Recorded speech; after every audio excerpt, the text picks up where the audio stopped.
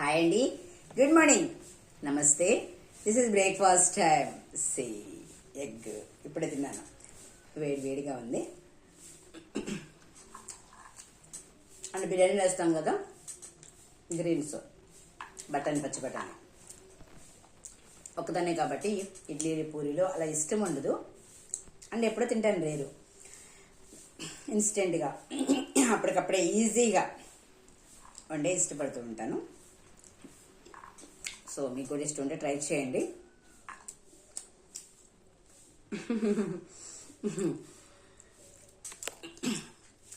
ఒక విషయం అండి,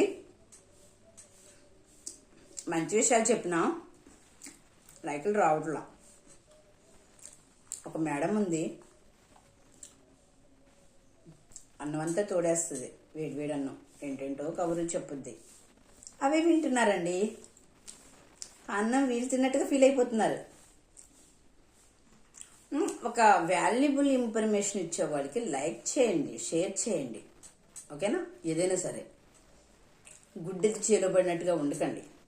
చాలామంది చెప్తున్నారు, మేడం మీ వీడియోస్ బాగుంటాయి అంటారు, కానీ లైక్ చేయడం లేదు. సరే, వన్ థింగ్ వినండి.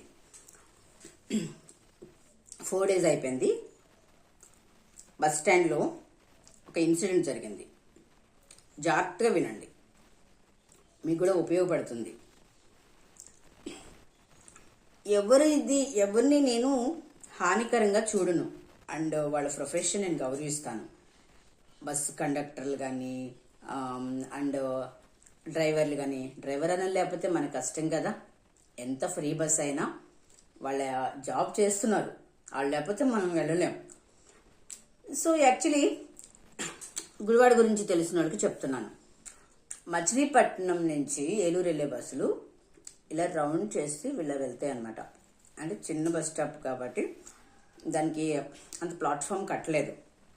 వాళ్ళ ఫస్ట్ నుంచి వెళ్ళే విధానంలో వెళ్ళిపోతూ ఉంటాయి.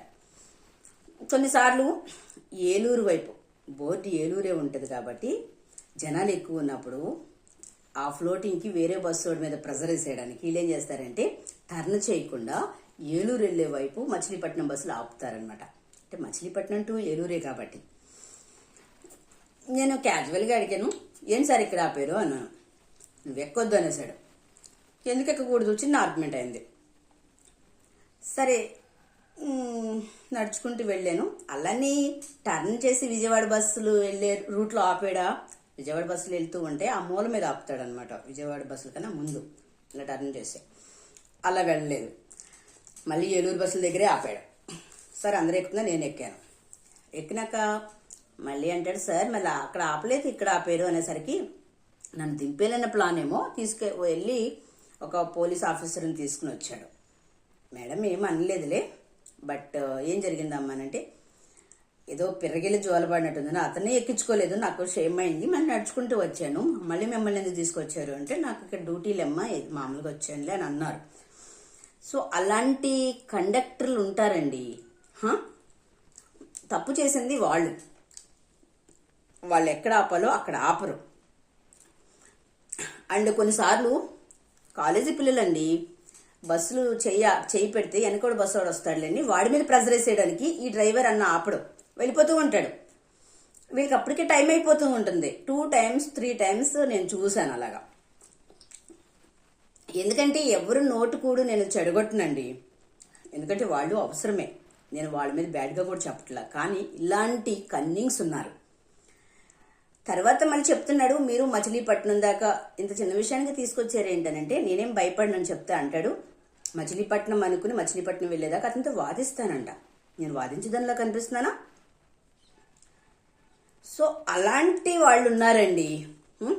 ఒకసారి విజయవాడ నుంచి వస్తూ ఉంటే ఒక డ్రైవర్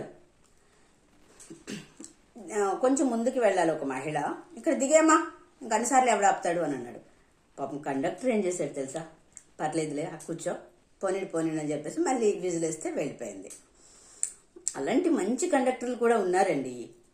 కొన్నిసార్లు వాడుకుండే ప్రెజర్లు వాడుకుంటాయి, ఎందుకంటే ఇప్పుడు ఫ్రీ బస్ అని తెగ ఎక్కేస్తున్నారు కాబట్టి, తెగ ఆర్గ్యుమెంట్లు జరిగేస్తున్నాయి కాబట్టి ఉంటాయి. కానీ ఎవరు మంచోళ్ళు, ఎవరు ఏం మాట్లాడుతున్నారో, ఎలాంటి ఏ విషయంలో మాట్లాడారో ఆచితూచకుండా ఎవరు ప్రజలో ఇంటికాడ ఏ భార్య మీద తిట్టొచ్చాడో, లేకపోతే ఏ భార్య మీద కోపమో, ఆ తల్లి మీద కోపమో, ఎవరి మీద కోపమో తెలియదు, నా మీద అలా ప్రదర్శించాడు అనమాట. సో ఎందుకు చెప్తున్నానంటే నేను చాలా హర్ట్ అయ్యాను ఆ రోజు.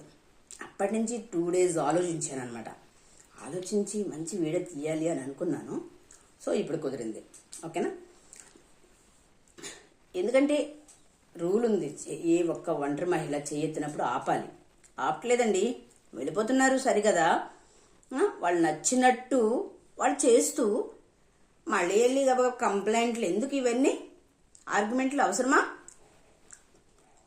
ప్రేమతో చేయాలండి. మీరు జాబ్ కోసమే చేస్తున్నారు. వీళ్ళు ఆంధ్ర రాష్ట్ర పౌరులుగా వాళ్ళకి రూల్స్ ఉన్నాయి. ఫ్రీ బస్సులు ఎక్కుతూ ఉంటారు. ఇదంతటి కారణం ఎవరో తెలుసా? విడిచిపెట్టేసిన మొగుడే. లేకపోతే మనకంటూ ఎవరు ఉండరు కాబట్టి ఇన్ని కష్టాలు వాళ్ళ వల్ల మనం పడాల్సి వస్తుంది. ఓకేనా? నేను ఎప్పుడు అనకాపల్లిలో బస్సు ఎక్కి ఎరగను, బస్సు అసలు నాకు పడదు. సో అలాంటి సిచ్యువేషను.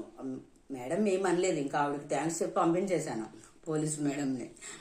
ఓకేనా? గుడివాడలోనే జరిగింది. ఓకే, సో ఈ రీల్ ద్వారా నేను తెలియజేసేది ఏంటంటే, ప్రేమతో చేయండి.